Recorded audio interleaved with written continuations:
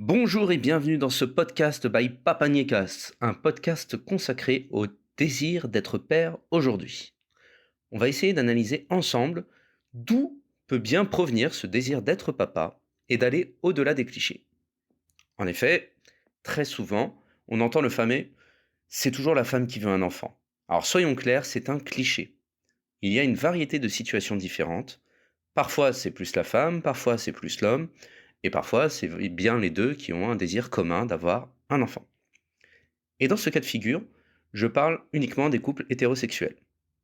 Alors, à quoi peut être lié ce désir d'être père? Le désir d'être père est un sentiment profond et complexe qui peut varier considérablement d'une personne à l'autre. Pour certains hommes, le désir d'être père est un désir naturel et inné, tandis que pour d'autres, il peut être plus difficile à comprendre ou à expliquer. Alors, quel que soit le cas, le désir d'être père est un élément fondamental de l'identité masculine. En effet, depuis la nuit des temps, la paternité a été considérée comme un élément fondamental de la masculinité. Pour de nombreux hommes, devenir père est considéré comme une étape importante de leur vie, leur permettant de se sentir plus enracinés dans leur rôle de protecteur. Il s'agit d'une vision un peu ancienne et qui est amenée à évoluer de plus en plus dans nos sociétés actuelles. Il est important de noter cependant que cette vision de la paternité est souvent liée à des stéréotypes sociaux et culturels qui peuvent varier d'une société à l'autre. Dans certaines cultures, le rôle paternel est mis en avant alors que dans d'autres, il est moins valorisé. Ça peut d'ailleurs se traduire notamment par la durée des congés paternité.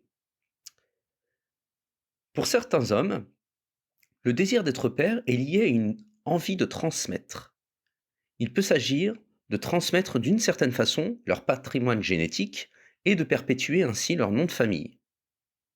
Il peut également être lié à un désir de partager leur vie avec un enfant et de voir grandir une partie de soi-même. Pour d'autres hommes, le désir d'être père est lié à une envie de donner de l'amour.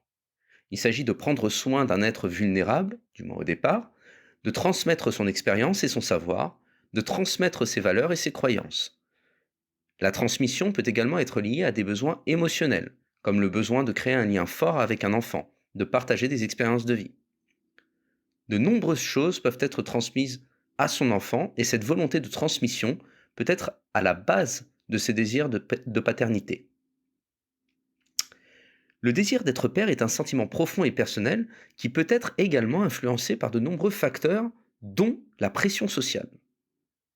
La pression sociale ressentie par les hommes, bien que moins importante que celle ressentie par les femmes, existe tout de même. La société a tendance à véhiculer des stéréotypes et des attentes quant au rôle et à la responsabilité des hommes en tant que pères. Cette pression sociale peut avoir un impact sur la façon dont les hommes perçoivent leur désir d'être père et leur capacité à devenir père. La pression sociale peut amener certains hommes à se sentir obligés de devenir père, même s'ils ne ressentent pas personnellement ce désir.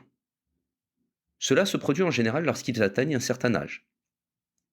Chez certains d'entre eux, cela peut entraîner des difficultés émotionnelles, car ils peuvent se sentir en décalage avec leurs propres désirs et ne pas être en mesure de remplir les attentes sociales en matière de paternité.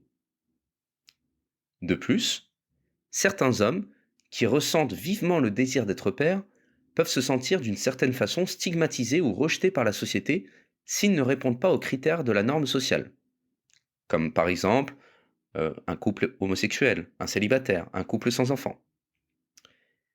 Il est important de noter que le désir d'être père est personnel et unique à chaque individu. Il ne devrait pas être lié à une pression sociale ou culturelle quelconque, mais plutôt être basé sur les aspirations et les besoins individuels.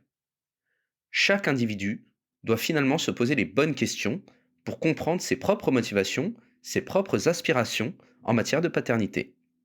On ne doit pas, autant que faire se peut, se laisser influencer par les attentes sociales et les stéréotypes de genre, quels qu'ils soient. Et voilà, c'est déjà la fin de ce podcast. Si le contenu vous a plu, n'hésitez pas à partager, à commenter, à liker. Et quant à moi, je vous retrouve très bientôt pour un prochain podcast.